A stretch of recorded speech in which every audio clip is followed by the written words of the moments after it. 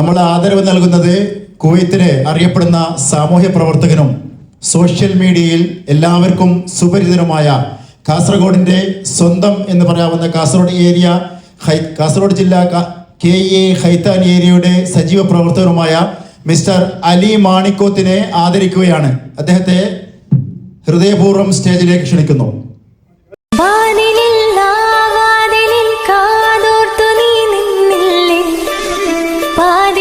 പാടാത്തൊരാ